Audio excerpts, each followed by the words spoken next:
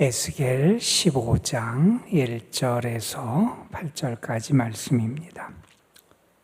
구약성경 에스겔서 15장 1절에서 8절에 있는 말씀, 오늘 우리에게 주시는 하나님의 말씀, 우리 함께 한 목소리로 받들어 읽겠습니다. 여호와의 말씀이 내게 임하여 이르시되, 인자야, 포도나무가 모든 나무보다 나은 것이 무엇이랴?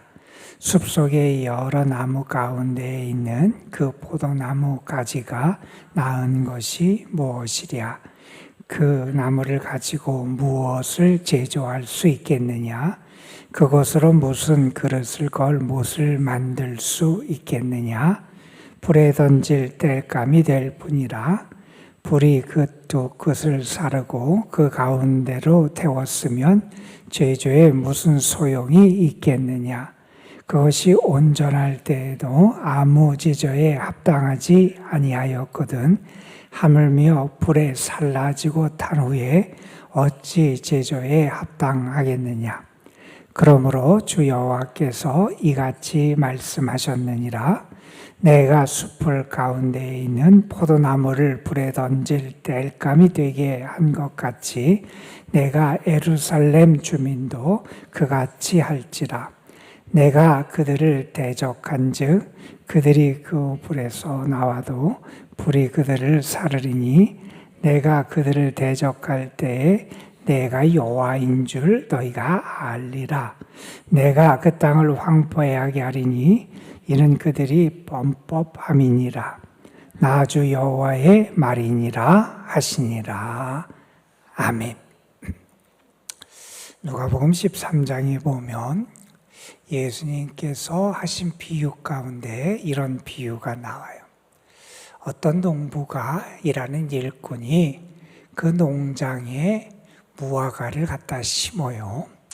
그리고 무화과를 심고 시간이 지났어요. 성경의 표현대로 하면 3년의 시간이 지났어요.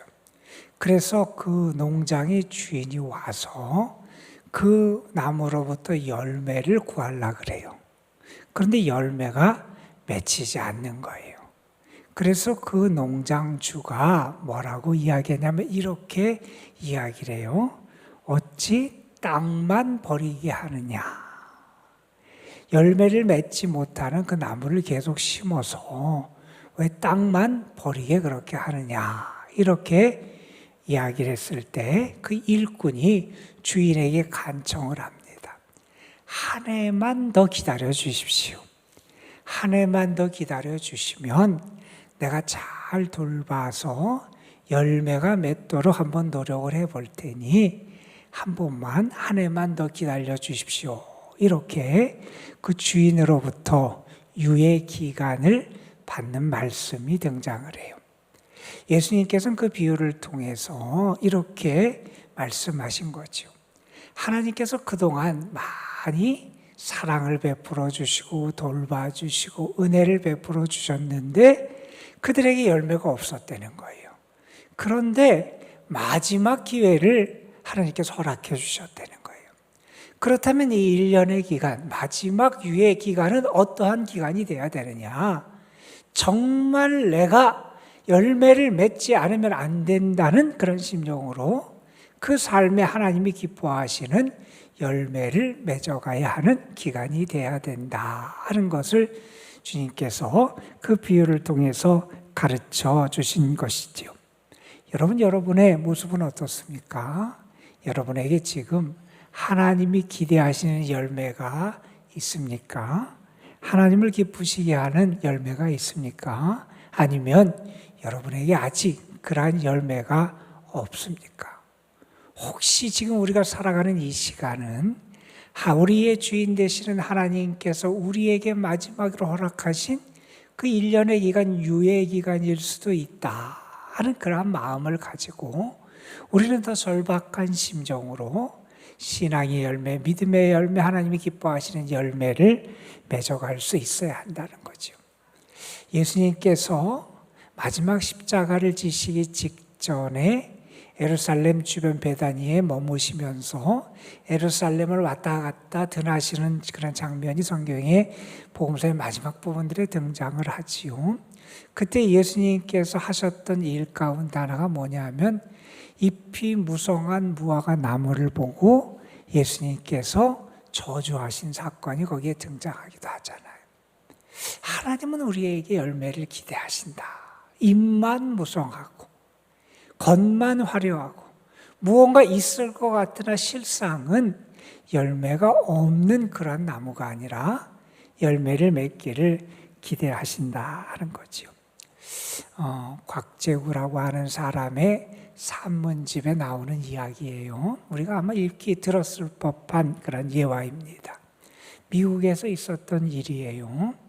어떤 어린 아이가 어느 날 길을 가다가 이렇게 아래를 보고 가는데 눈앞에 동전이 보인 거예요. 그 당시에는 그래도 큰 금액의 동전을 하나 주었어요.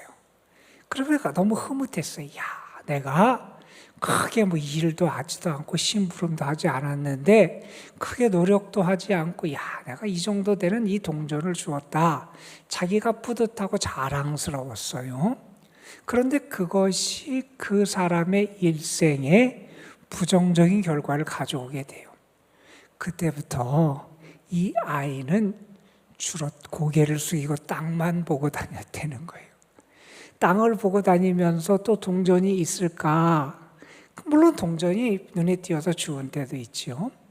그가 평생 동안 주었던 동전이 아마 수백 개도 넘었을 겁니다. 아마 그 이상 됐을지도 몰라요. 그런데 사실은 그 금액을 따지고 보면 얼마 되지 않더라 하는 그러한 이야기를 합니다. 그러면서 거기서 이런 얘기를 합니다.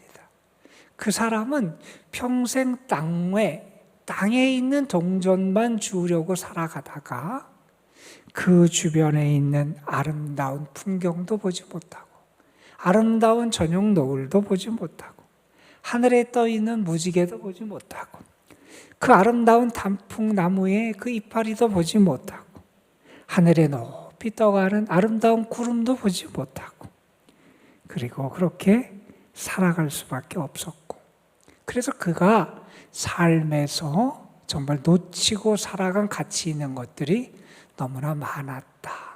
이런 이야기를 우리에게 줍니다. 여러분은 어떠세요? 정말 하나님이 여러분에 허락하신 그 기회들을 잘 선용하고 있는지 아니면 본질적이지도 않고 중요하지도 않고 때로는 하나님을 기쁘시게 할 수도 없는 것들만 바라보고 시선을 거기다가 두다가 참된 가치, 참된 열매를 맺지 못하는 게 우리의 모습은 아니냐 하는 겁니다. 오늘 말씀에 보면 열매 없이 살아가는 그러한 모습을 하나님께서 심판하시는 말씀을 우리에게 들려주는 말씀이 오늘의 말씀이에요. 이 에스겔 15장 그리고 이어지는 16장, 17장까지 몇 개의 비유가 등장을 하면서 그 비유 혹은 우화를 통해서 우리에게 하나님의 뜻을 알려주는 게 에스겔 15장부터의 말씀이에요. 이 15장에는 포도나무 혹은 포도의 비유를 우리에게 해주시고요. 이어지는 말씀에서는 부정한 아내에 대한 비유를 하시고 또한 독수리에 대한 비유, 백향목에 대한 비유들을 통해서 하나님의 뜻을 우리에게 가르쳐 주신 일련의 비유들이 등장하는 말씀의 첫 부분을 우리가 오늘 함께 읽었습니다. 여러분, 오늘 말씀에 보면 하나님께서는 예루살렘 그리고 그곳에 살아가는 그 주민들을 무엇에 비유하시냐면 포도나무에 비유를 하세요. 여러분 구약 성경에서 포도나무가 여러 번 등장을 해요. 그리고 포도나무 자체를 하나님께서 이스라엘 백성에 비유하시면서 그렇게 말씀하시고 여기도 비슷한 맥락에서 사용되지요. 그런데 그 포도나무는 어떤 나무냐? 포도나무는 꽃을 보려고 심는 관상용의 나무도 아니라는 거예요. 또 포도나무는 우리가 그걸 다 가져가서 가구를 만들거나 건축을 할 수 있는 목재용으로 심는 나무도 아니라는 거예요. 포도나무를 심는 이유는 뭐냐? 과실수, 열매를 거두기 위해서 포도나무를 심는다는 거예요. 그런데 오늘 말씀해 보면, 오늘 인자야, 포도나무가 모든 나무보다 나은 것이 무엇이냐? 그것을 가지고 할 수 있는 게 무엇이냐? 포도나무는 관상용도 아니고 목재용도 아닌데, 그렇다면 포도나무가 열매를 맺지 못하면 그 열매를 맺지 못하는 포도나무가 무엇에 쓸 수 있겠느냐, 이렇게 말씀을 하시는 거예요. 그러면서 이렇게 말씀하십니다. 그것을 가지고 무엇을 제조할 수, 그걸 가지고 뭘 만들 수 있겠느냐? 그걸 가지고 그릇을 걸 못조차 못 만드는 게 포도나무다. 그래서 말씀하십니다. 포도나무가 열매를 맺지 못하면 그 포도나무는 결국 땔감이 될 수밖에 없다. 그런데 사실은 포도나무는 우리가 그것을 불을 태우게 되면 너무 쉽게 번져서 꺼지는, 그래서 땔감으로 제대로 쓰일 수 없는 게 포도나무다, 이렇게 말을 한다 그럽니다. 여기서 이렇게까지 말씀하세요. 불이 그 나무 가지의 두 끝을 사르고 가운데도 태웠으면 제조에 무슨 소용이 있겠느냐?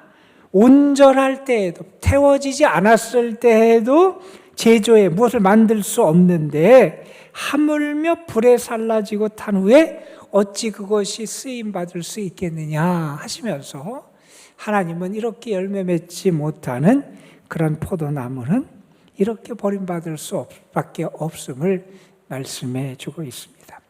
우리가 아는 것처럼 이 말씀은 하나님의 자녀, 하나님의 백성은 하나님과의 바른 관계 속에서 하나님이 원하시는 열매를 맺어야 한다 하는 것을 우리에게 가르쳐주는 말씀이죠.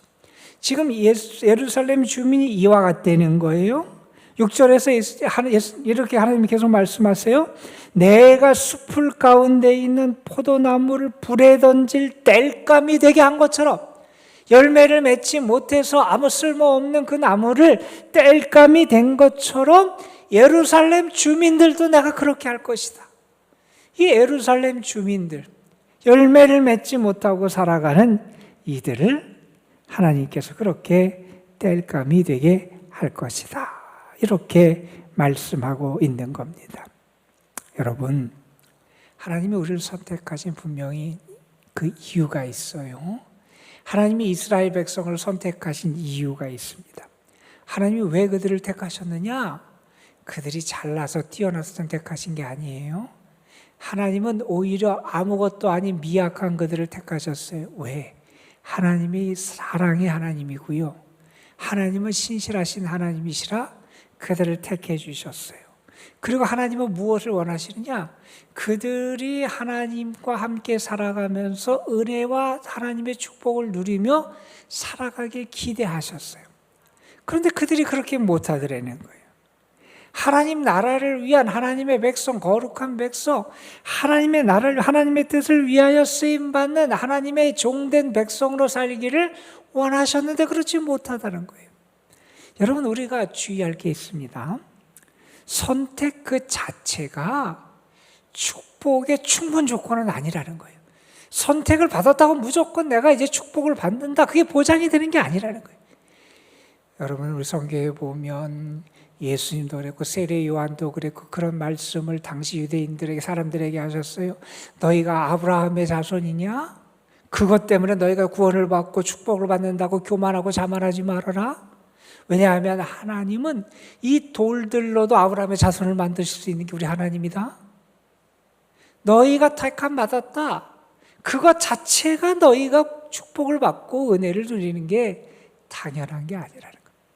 하나님께서 그들에게 기대하시는 그러한 삶이 있고, 하나님이 그들에게 기대하시는 열매가 있다는 거예요. 자, 그러면서 하나님이 이렇게 하시는 이유를 7절, 8절에서 설명을 하십니다. 하나님이 왜 이렇게 하시느냐? 이렇게 하시는 것을 7절에서는 이렇게 표현합니다. 내가 그들을 대적한다, 이런 표현을 하세요. 여러분, 우리가 하나님을 가까이 하고 하나님을 사랑하고 하나님을 믿고 의지하며 살아가는 게 우리의 행복이잖아요. 우리가 그렇게 하나님을 가까이 할 때 하나님은 뭐라고 말씀하냐?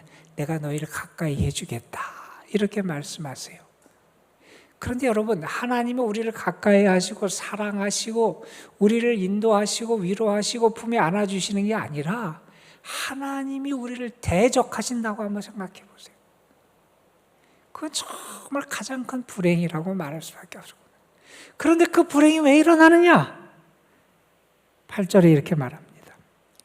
내가 그 땅을 황폐하게 하리니 이는 그들이 범법함이다. 그들이 하나님의 뜻을 버리고 우상을 섬기고 하나님을 향한 언약을 저버리고 하나님의 백성다운 열매를 맺지 못하고 하나님께 죄를 지은 그들 때문에 하나님이 그들을 대적하시고 그들에게 이러한 심판을 내리신다 하는 그런 말씀을 들려주십니다. 여러분, 농부는 포도나무를 심고 포도나무를 좋은 땅에 물론 심을 거예요. 그리고 잘 가꾸고 돌볼 거예요. 왜 그럴까? 열매를 기대하기 때문에 그럴 거예요. 여러분, 하나님이 우리에게 기대하시는 열매가 무엇일까? 좀 생각해 봤으면 좋겠어요.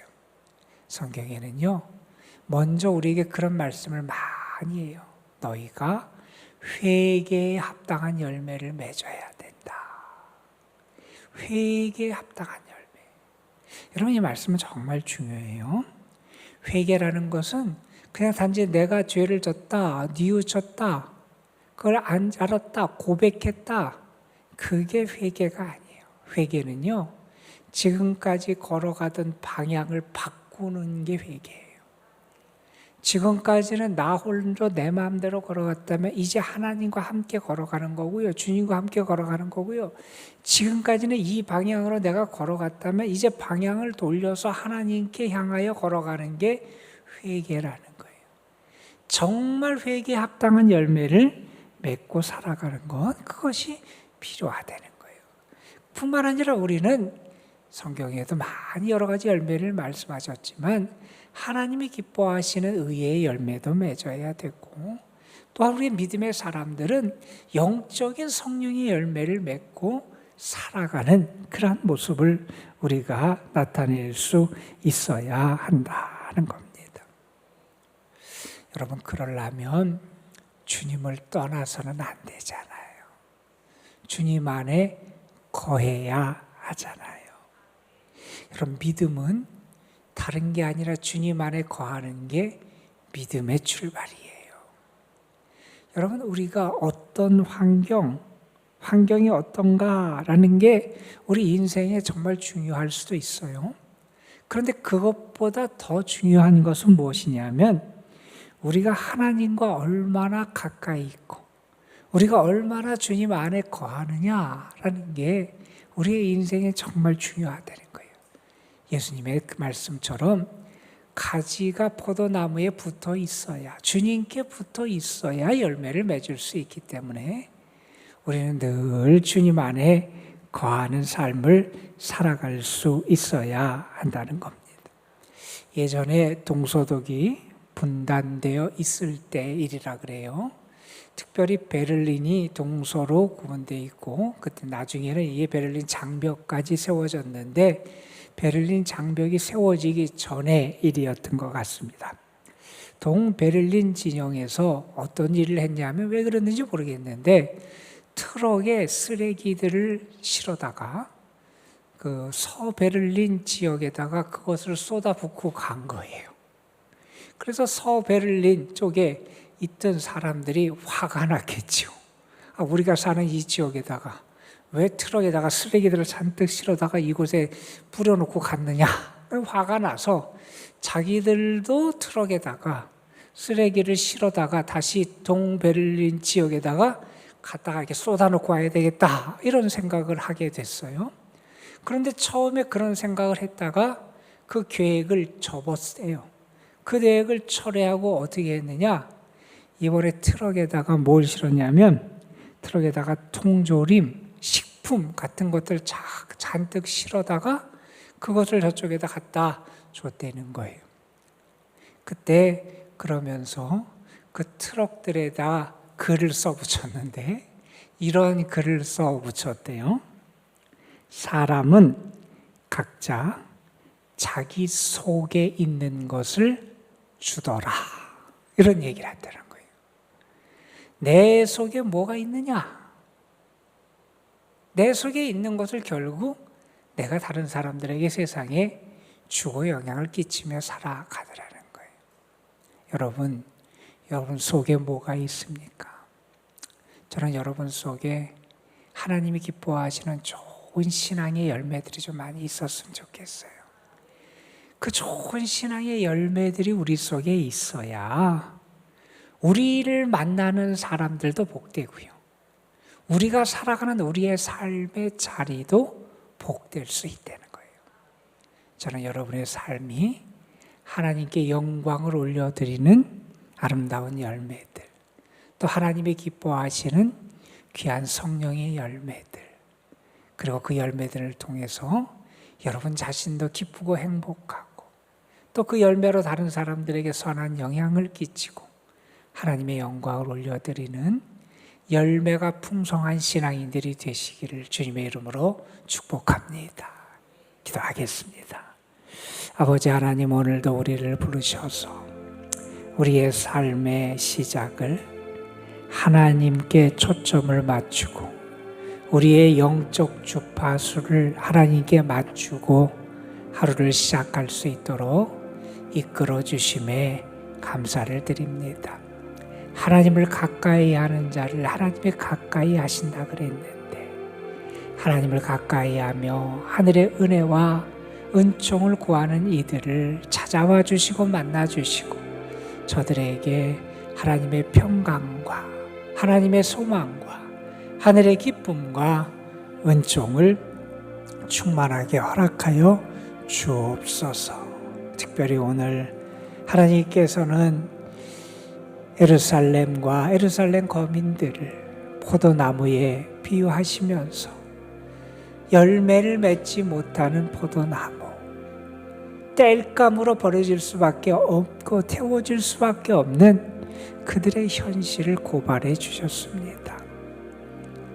하나님, 그분에게 범법하고 그래서 하나님의 은혜를 받아야 할 이들이 하나님께서 그들을 대적하신다고 말씀하시기까지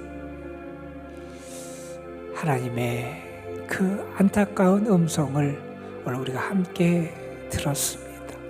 아버지 하나님, 혹시 우리 가운데 우리 중에도 하나님이 기뻐하시는 그런 은혜의 열매, 믿음의 열매, 성령의 열매, 의의 열매가 없어서 하나님의 근심거리가 되고 책망거리가 되는 것이 우리의 모습이 아닌지 돌아볼 수 있게 하여 주시옵시고 우리가 늘 주님을 가까이 하고 주 안에 머물러서 회개에 합당한 열매, 아름다운 성령과 의의 열매를 맺어가는 저희들이 되게 하여 주시옵소서.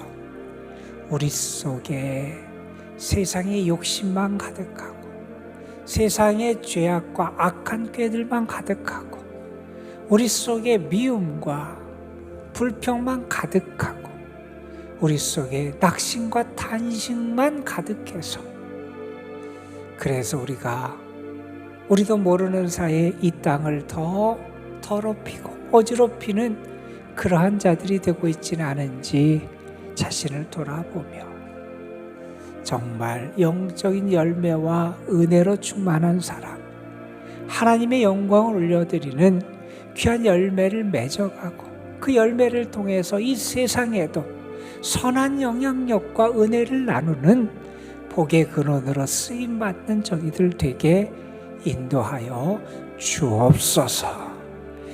오늘도 우리가 기도할 때 주님이 우리를 가까이 하시고 우리의 부르짖음에 귀 기울여 들으시고 응답하여 주실 줄 믿습니다. 주의 선하심을 우리에게 나타내 주시고 주께 부르짖고 구하는 이들에게 주님이 찾아지고 문이 열려지는 귀한 축복을 더하여 주옵소서. 오늘도 주의 자녀들 주님 앞에 올려드립니다. 저들의 가정, 저들의 자녀 손들, 저들이 수고하며 애쓰는 모든 일들 위에 하나님의 도우심과 은총의 손길이 함께하여 주옵시고, 주님의 교회와 이 교회에서 행하는 모든 일들 위에 하나님의 성령의 능력이 함께하여 주옵시며, 아버지 하나님, 특별히 우리 연로하신 분들, 병중에 있고 번약하고 어려움 가운데 있는 하나님의 특별한 도우심과 은혜가 필요한 영혼들에게 주의 권능의 손길, 능력과 치유의 손길, 주님의 회복의 능력의 손길을 더하여 주옵소서. 주께서 이 시간도 우리와 함께하여 주셔서 이 기도를 통하여 우리의 마음과 영혼이 소생하고 시원함을 얻을 수 있도록 은혜로 충만하게 역사해 주실 줄 믿사옵고, 우리 구주 예수 그리스도의 이름으로 기도드리옵나이다. 아멘.